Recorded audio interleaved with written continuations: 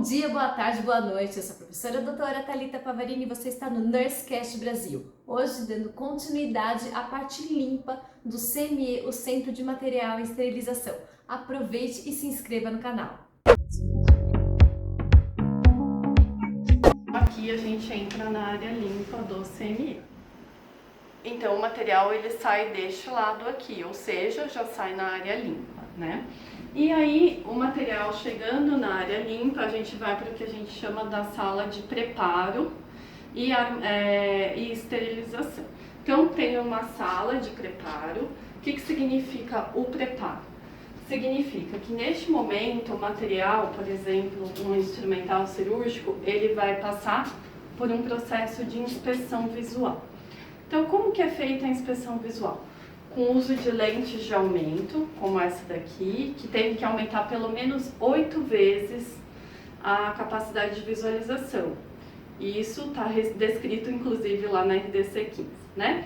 Então, o profissional que está na área de preparo, ele vai visualizar se ficou alguma presença de sujidade nesse material, além da questão da sujidade, se ele tem algum tipo de corrosão, porque a oxidação dos instrumentais, ela é prejudicial para os demais. É como se ela fosse, entre aspas, contagiosa. Então, se eu colocar numa caixa um instrumental que está corroído, a oxidação pode acontecer em outros instrumentais. Além disso, nesse momento, são feitos testes de funcionalidade. O que seria isso?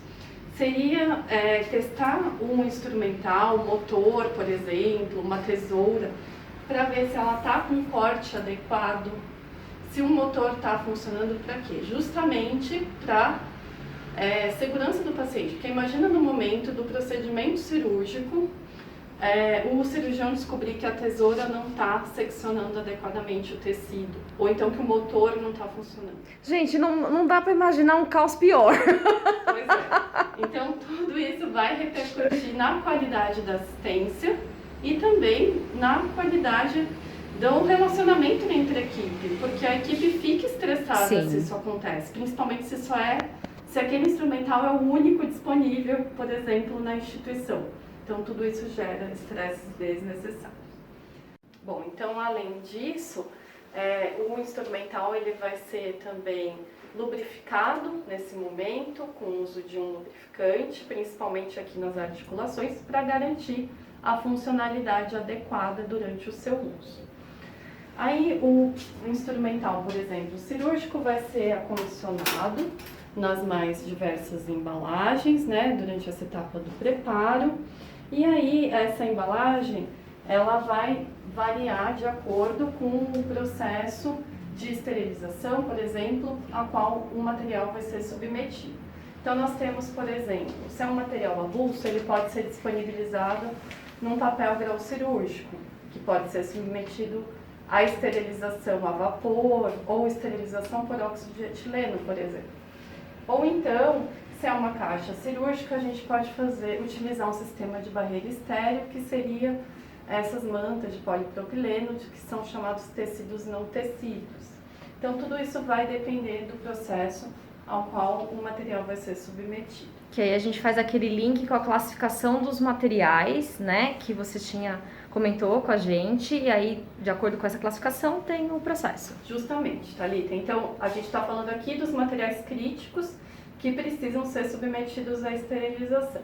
Se é um material semicrítico, que o processo de desinfecção é o suficiente, por exemplo, o material de assistência ventilatória, que ele precisa ser submetido no mínimo à desinfecção, essa etapa de desinfecção terminaria ali naquela termodesinfetadora que eu mostrei para vocês, por exemplo. Se é um material que suporta a temperatura. Agora, se é um material que não suporta as temperaturas mais altas e ele precisa ser desinfetado, aí o CME tem que ter uma sala de desinfecção química específica, com exaustão de ar, inclusive EPIs específicos para os profissionais que vão fazer o processamento. Né? Então, por exemplo, aqui o material retornando, que é acondicionado na caixa, nesse momento é colocado um integrador, que a gente chama, químico. Então, o que ele é? Ele vai ser um indicador de processo que vai avaliar se o processamento foi adequado. Ele avalia alguns parâmetros, por isso que a gente fala que ele é multiparamétrico. O que ele vai verificar? Ele só vai mudar de coloração se o material for submetido a um tempo adequado de exposição, a uma qualidade de um vapor adequada, né? E também a temperatura mínima. Então, ele vai avaliar diversos parâmetros, por isso que a gente fala que é um integrador multiparamétrico.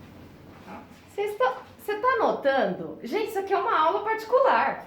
Então, depois do acondicionamento do material, por exemplo, numa caixa, aí a caixa vai ser embalada, não esquecendo da presença do integrador, que isso, se por exemplo, eu estou no centro cirúrgico, a gente abre essa caixa de instrumental para ser utilizada pelo paciente e veio sem integrador, a gente não vai utilizar a caixa, tá? Por questões de segurança. Então, a caixa vai ser embalada e existe um outro indicador que a gente chama do integrador classe 1, que são essas fitas. Parece uma fita crepe, mas na verdade, quando ela é submetida ao processo de esterilização, ele é um processo de alta temperatura, né, 121 graus.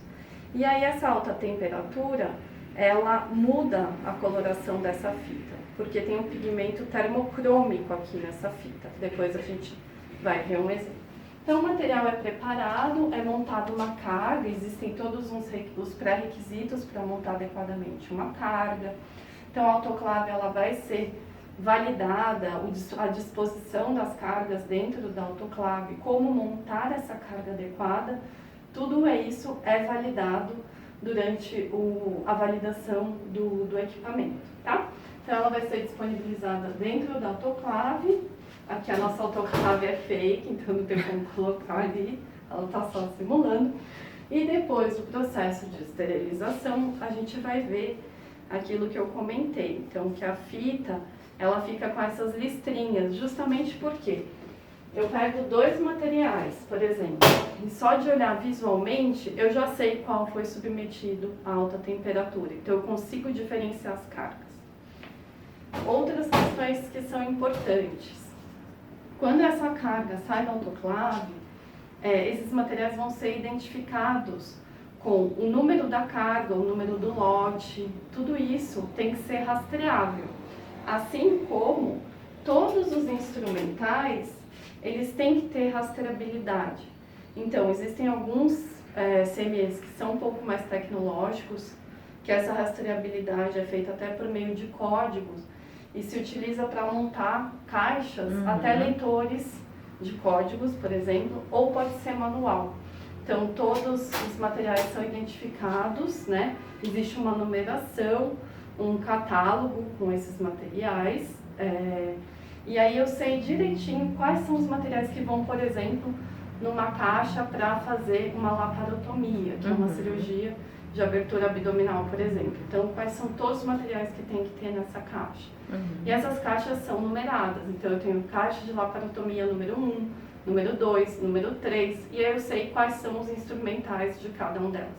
Então, por isso, quando eu estou lá no centro cirúrgico, eu sei quantos instrumentais tem que ter quando termina a cirurgia. Perfeito. Né?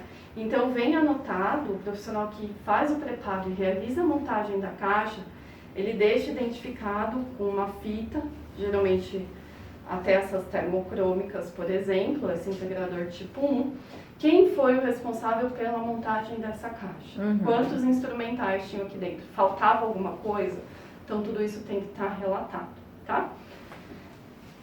E eu tenho uma curiosidade.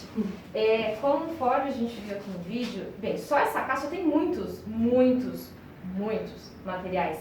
E essas cirurgias, assim, das cirurgias, quais são as caixas, assim, gente, é muita coisa, que são maiores, assim, as cirurgias que, veja a importância da gente contar de fato, porque, bem, quem adentra o centro cirúrgico e conhece o cenário da cirurgia, às vezes pode pensar, como esquecer? Mas o cenário é diferente. Então, o que isso impacta? Por exemplo, cirurgias ortopédicas, principalmente, tem muito instrumental, cirurgia vascular, né?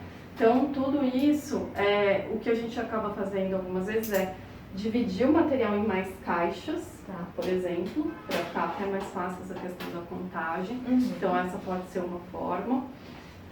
Outra questão que é importante, durante um processo de validação do equipamento, essas cargas mais pesadas que a gente fala, que tem mais instrumental, são as verdadeiras cargas de desafio, que têm que ser utilizadas para a validação do equipamento.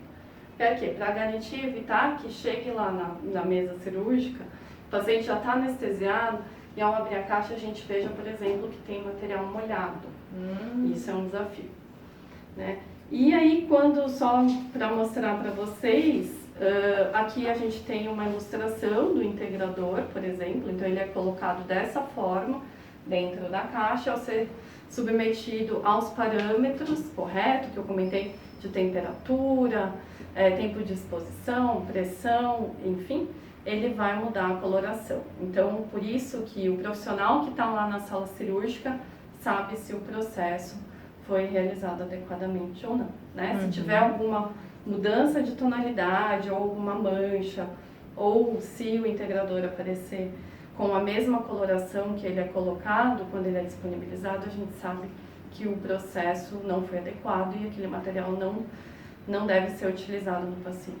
É um setor que exige muito detalhe, né, professora Juliana? Então, assim, é a coloração, você tem que bater o olho e saber o que significa. Gente, aquele papel com aquela bolinha, desculpa o termo do integrador, você tem que saber que uma vez que você identificar o que significa aquela coloração e o que fazer imediatamente. Então, detalhe, não é só um papel que está dentro da caixa, é a validação de fato desse processo inteiro. Que se a gente ainda fizer uma outra discussão, que não vai ficar para esse vídeo, relacionado a custo, imagina o custo que perdeu esse processo. Sim, é verdade. E outra coisa, esses integradores, eles acabam constituindo o prontuário do paciente.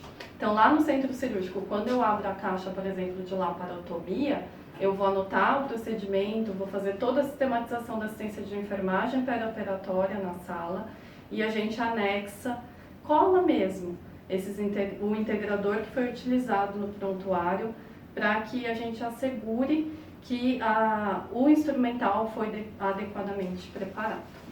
Agora você descobriu por que folheando o prontuário tem essas fitas.